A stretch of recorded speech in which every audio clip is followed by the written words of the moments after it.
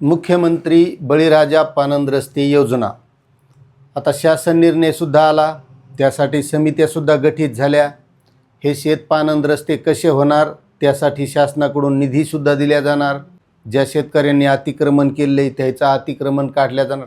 आता ह्या सगळ्या गोष्टी शेतकऱ्याला वाटत असतील की आता आपला शेत रस्ता होणार आहे, त्यामुळे ज्या शेतकऱ्यांना शेत रस्त्याची गरज आहे तर त्या प्रत्येकाला वाटत असेल की आता शासनाने एवढा मोठा निर्णय घेतला आहे म्हणजे आपला शेत रस्ता आता आपण काही नाही केलं तरी 100% होणार आहे, म्हणजे आपल्याला आता रस्ता मिळणार आहे।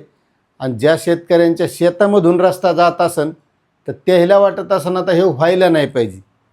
पण एक लक्षात घ्या मित्रांनो, ज्या शेतकऱ्यांना शेत रस्त्याची गरज आहे, आता शासन निर्णय जरी आलेला असला, मुख्यमंत्री बळीराजा पानंद रस्ते योजना, शासन मोजणी करणार आहे, शासन 7/12वर नोंद करणार आहे, त्याच्यानंतर दोन्ही बाजूनं झाडं लावणार आहे, म्हणजे असा सुशोभित रस्ता आपल्याला शेतात जाण्यासाठी भेटणार। हे आता शेतकऱ्यांना वाटू शकतं, पण आता तुम्हाला हेही माहिती आहे की याच्या अगोदर एक मातोश्री पानंद रस्ते योजना होती, त्याच्यानंतर पालकमंत्री पानंद रस्ते योजना होती। त्यावेळेस किती हे असे शेतरस्ते, शिवरस्ते, पानंद रस्ते झाले हे तुम्हाला माहीत असेल।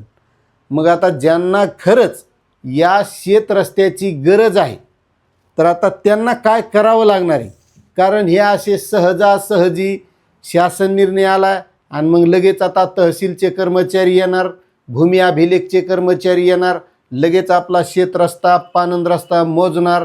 ज्यानं अतिक्रमण केले लगेच त्याचा फार्मर ID ब्लॉक होणार, आधार नंबर ब्लॉक होणार, असं आपल्याला वाटू शकतं। पण तसं काही होणार नाही, कारण होईल पण कसं होईल, त्यासाठी ज्या शेतकऱ्यांना शेत रस्त्याची गरज आहे त्या शेतकऱ्यांना यासाठी तहसीलदारांना भेटावं लागेल, त्यांना निवेदन द्यावं लागेल, त्या शेत रस्त्यासाठी पाठपुरावा करावा लागेल। त्यावेळेस तुम्हाला तहसीलचे कर्मचारी, भूमी अभिलेखचे कर्मचारी आणि जिथं शेतकरी अतिक्रमण काढीत नसेल तसं तर त्या शासन निर्णयामध्ये दिलेलं आहे की तहसीलदारांनी 7 दिवसाच्या आत हे अतिक्रमण काढायचं आहे। मात्र तहसीलदार तिथे येऊन मनानं येऊन तुमच्या जे काही शेतरस्त्यावर अतिक्रमण झालेलं असेल ते काय काढीत बसणार नाहीत, पोलीस प्रशासनाला बोलीत बसणार नाहीत।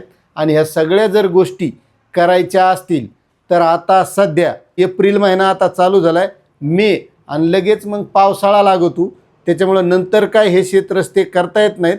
मग आता हा 2 महिन्याचा वेळ आहे, ज्याला खरंच गरज आहे शेतरस्त्याची तर त्यानं याच्यासाठी आता ज्या ज्या शेतकऱ्याला शेत रस्ता पाहिजे त्यानं एकत्र यायचं आणि तहसीलदारांना भेटायचं आणि या शासन निर्णयाच्या माध्यमातून हे शेतरस्ते करण्यासाठी प्रयत्न करायचा। मात्र जर तुम्हाला वाटत असेल की हे अधिकारी येतील आणि आपला शेतरस्ता करून देतील तर तसं होत नाही, त्याच्याही मागं लय मोठे दुसरे कामं आहेत। त्याच्यामुळे ज्यांना गरज आहे त्याच शेतकऱ्यांना या गोष्टी करून घ्यावं लागणार आहेत। मग ते शासन एकदा मातीकाम झाल्याच्या नंतर त्यासाठी वेगळा पुन्हा निधी कसा टाकायचा काय ते शासन त्याच्या पद्धतीनं बघेल, पण अगोदर आपल्याला अतिक्रमण ज्या शेतकऱ्यांना काढून घ्यायचं आहे त्याला यासाठी प्रयत्न करावा लागणार आहे।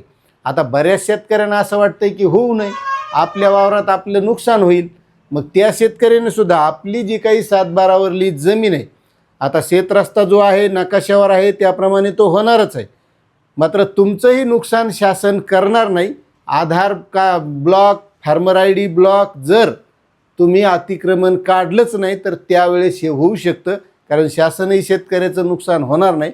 त्यामुळे ज्या शेतकऱ्यांना गरज आहे त्यांच्याकडे अवघा 2 महिन्याचा वेळ आहे, त्यांनी या वेळेमध्ये हे करून घ्यायचं आहे। आता तुम्ही काही याबाबत केलेल्या आहेत का गोष्टी नाहीत हे कमेंट करा, आणि या व्यतिरिक्त पुन्हा काही अडचणी असतील तर नक्कीच कमेंट करा। धन्यवाद।